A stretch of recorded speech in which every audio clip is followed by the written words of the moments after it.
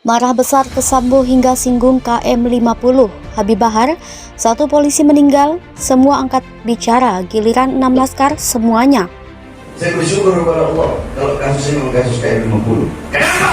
Nanti di persidangan akan saya bongkar bahwasanya apa yang saya sampaikan itu benar. Saya bukan berbohong. Akan saya sampaikan, akan saya buktikan bahwasanya apa yang saya sampaikan tentang KM 50 dan tentang beliau Habib Rizik di penjara karena itu benar adanya dan bukan bohong atau berita hoax. Kami berharap juga hal tersebut diproses di kasus KM 50 yang transparan, sebagaimana transparan kasus Brigadir J ini, gitu kan. Sebenarnya masyarakat melihat yang ditempuh oleh tim sus dan irsus itu adalah mulai ya, saya katakan mulai, dan semoga terus sampai berakhir itu sesuai dengan harapan masyarakat, minimal masuk akal gitu loh. Karena hal-hal ini kan tidak bisa dijangkau oleh masyarakat karena mereka tidak punya wewenang, tidak punya kekuasaan, tidak punya instrumen-instrumen untuk menjangkau itu gitu loh. Tapi punya nalar dan logika. Hukum itu adalah salah satu subsistem dalam budaya. Dia gak terlemah. Nah, pendekatan sistem hukum kita itu sangat lekat dipengaruhi oleh kekuasaan. Iya, politik mempengaruhi ekonomi. Iya, politik mempengaruhi hukum. Iya. Nah, apalagi ketika ini mendekati tahun politik. Dalam kaitan itu bagaimana kita menyikapi perkembangan yang terjadi. Adanya penguatan aliran-aliran sesat. Baik Nuril menjadi contoh paling mutakhir betapa hukum sering membuat korban terjungkir. Alih-alih melindungi mereka yang teraniaya, Undang-Undang ITE kerap dipakai yang berkuasa. Digunakan untuk membungkam keluh dan keberatan, membisukan mereka yang sebenarnya korban. Publik menjadi ketakutan untuk bersuara lantang, kritik bisa dipidana sebagai fitnah dan pencemaran.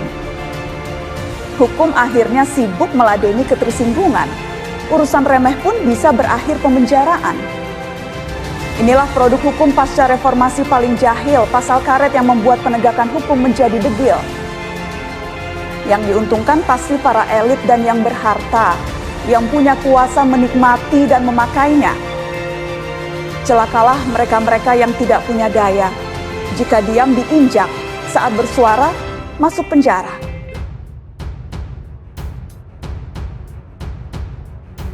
Penceramah Habib Bahar bin Smith menyayangkan sikap Presiden Joko Widodo dan Kapolri Jenderal Listio Sigit Prabowo yang tidak buka suara sedikit pun soal kasus KM 50 menewaskan 6 laskar FPI.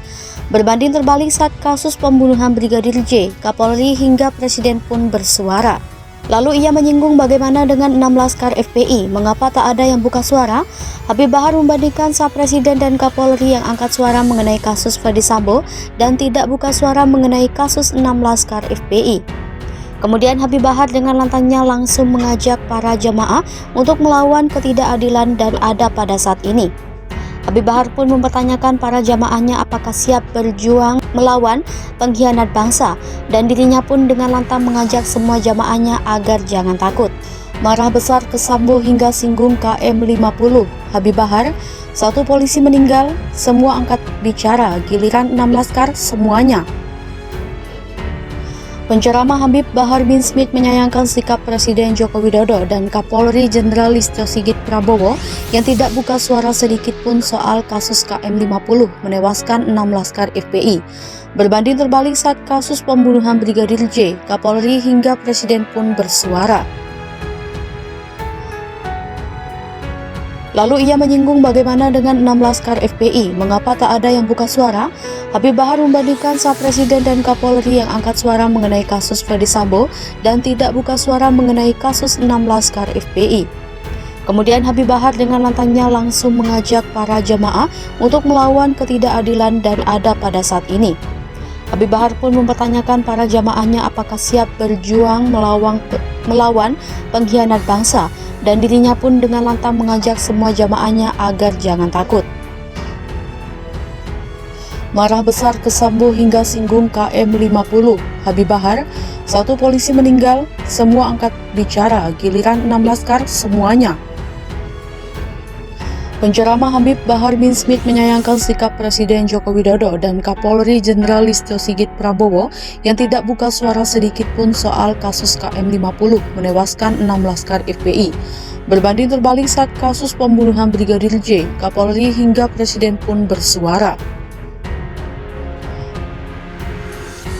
Lalu ia menyinggung bagaimana dengan 6 laskar FPI, mengapa tak ada yang buka suara. Habib Bahar membandingkan saat Presiden dan Kapolri yang angkat suara mengenai kasus Ferdy Sambo dan tidak buka suara mengenai kasus 6 laskar FPI. Kemudian Habib Bahar dengan lantangnya langsung mengajak para jemaah untuk melawan ketidakadilan dan ada pada saat ini. Habib Bahar pun mempertanyakan para jamaahnya apakah siap berjuang melawan pengkhianat bangsa, dan dirinya pun dengan lantang mengajak semua jamaah. Prahara di tubuh Polri dikaitkan dengan kasus KM50. Kubu Habib Rizik mulai jatuh cinta lagi ke Polri, ini buktinya. Pengacara Habib Rizik Syihab mengait-ngaitkan prahara di tubuh Polri yang akhir-akhir ini silih berganti terjadi dengan tragedi KM50. Menurut Aziz, tragedi KM50 Polri hanyalah dijadikan bumper dan cover up dari institusi lain yang bermain di tubuh Polri. Aziz Yanuar juga tak serta-merta menyalahkan sepenuhnya institusi Polri perihal kejadian yang terjadi di tubuh Polri. Salah satunya kejadian Ferdy Sambo, termasuk kejadian teranyar yaitu uang setoran 6 miliar dari tambang ilegal kepada Kabareskrim Polri. Karena itu, Aziz Yanuar menyarankan orang-orang yang terlibat dalam tragedi KM50 agar segera bertaubat, termasuk pelaku sesungguhnya dalam tragedi KM50 segera mengakui perbuatannya. Sebelumnya, Ismail Bolong Blok-Blokan mengaku telah menyetor uang koordinasi tambang ilegal sebesar 6 miliar kepada Kabareskrim Polri Komjen Pol Agus Andrianto. Dalam video viral, Ismail Bolong tampak sedang membacakan sebuah surat pengakuan yang menyatakan dirinya bekerja sebagai pengepul dari konsesi tambang batu bara ilegal di Desa Santan Ulu, Kecamatan Marangkayu, Kabupaten Kutai Kartanegara, Kalimantan Timur. Setahun lebih mengeruk perut bumi tanpa izin, Ismail Bolong menyebut dirinya telah berkoordinasi dengan Kabareskrim Polri, Komjen Pol Agus Andrianto untuk membackingi kegiatan ilegal yang dilakukan dan perusahaan tambang batubara tersebut agar bisnis ilegal itu tak tersentuh hukum. Bahkan Ismail mengaku harus menyerahkan duit kepada Jenderal Bintang 3 itu sebesar 6 miliar rupiah yang disetor sebanyak 3 kali. Pengacara Habib Rizik Syihab mengait-ngaitkan prahara di tubuh Polri yang akhir-akhir ini silih berganti terjadi dengan tragedi KM50. Menurut Aziz, tragedi KM50 Polri hanyalah dijadikan bumper dan cover up dari institusi lain yang bermain di tubuh Polri. Aziz Yanuar juga tak serta-merta menyalahkan sepenuhnya institusi Polri perihal kejadian yang terjadi di tubuh Polri. Salah satunya kejadian Ferdy Sambo, termasuk kejadian teranyar yaitu uang setoran 6 miliar dari tambang ilegal kepada Kabareskrim Polri.